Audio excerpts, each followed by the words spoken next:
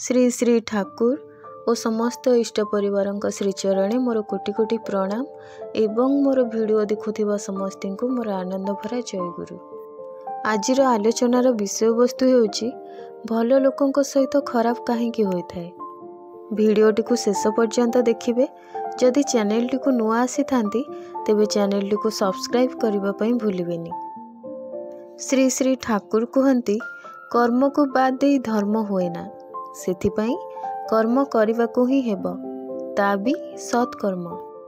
प्रकृति प्रत्येक निजर मार्ग चयन करिवार सुजोग अवश्य देइथाय, किंतु ताहा मनुष्यर इच्छा उपरे निर्भर करिथाय से केउ मार्ग को आपणेब, सत् मार्ग ना असत् मार्ग। केबे केबे किछि एमिति समय आसी उपस्थित हुए, सही समय रे मन मध्यरे प्रश्न आसे, जे माने भल कर्म करुछंती से माने काहेकि कष्टरे रहुछंती एवं जे माने खराब कर्म करुछंती से माने किपरि खुशी रे रहुछंती। किंतु प्रकृत रे एहा होई न थाए। जेउ परि कर्म सेही परि फल अवश्य मिली थाए। एही परिप्रेक्षी रे मु एक कहानी कहूची। गोटे दिन नारद मुनि भगवान विष्णु को पचारिथिले, प्रभु यह काहेकि हुए? जो माने खराब कर्म करिथांती से माने खुशी रे रहिथांती, किंतु जो माने भल कर्म करि आसुथांती से माने सदैव कष्ट भोग करिथांती। एहा सुनी भगवान विष्णु कहिले, तुमे एहा किपरि जानिल?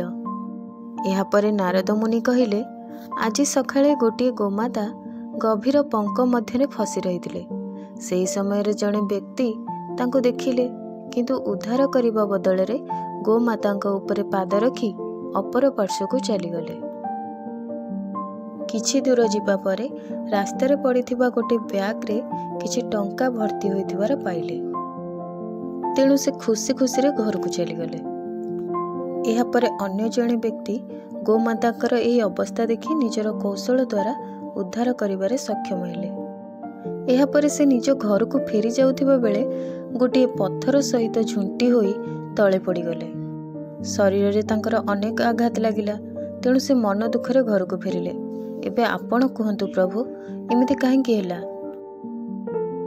एबे भगवान विष्णु नारद मुनि को कहिले, जेउ व्यक्ति गोमाता को उद्धार न करी चली गले तांक भाग्य रे अनेक धन संपत्ति थिला, जाहाको पाई दीर्घ दिन पर्यंत से आनंद रे रही पारिथांते, किंतु तांकर एपरि खराब कर्म जोगु किंचित मात्रा रे टंका ही पाइले, जहा खूब कम दिन मध्यरे सरीजिव।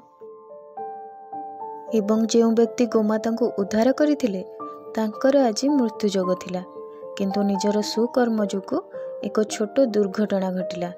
दुर्घटना रे लागिथिबा आघात मध्य तांकर अल्प किछि दिन मध्यरे चलीजिव। जे माने सत्कर्म करिथांती सेमानक सहित कदापि अमंगल होई न थाए।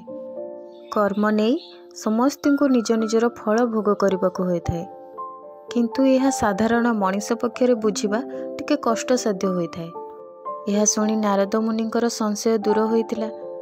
आशा करुछि आपण मानकर मध्य प्रश्न दूर होइथिबो। जो माने सत्कर्म करुथिबे, न्याय बाटरे चालुथिबे, सेमानक उपरे आसुथिबा विपद को सर्वदा एही कथा भावी सामना करिवे जे जदि मु असत् कर्मर आश्रय नै थांती तेबे एही विपद आहुरी बड़ विपद होई मोर सामना रे छिड़ा होई थांता, किंतु मु सत्कर्म रे अछि, तेणु मोर ईश्वर निश्चय एही विपद को सामना करने को मते सक्षम कराइबे। वीडियोटी भल लगिले कि नहीं निश्चय जणाइबे। रहुछि, देखा हेबो पुणी एक नुआ वीडियो सहित। से पर्यंत समस्त को जय गुरु।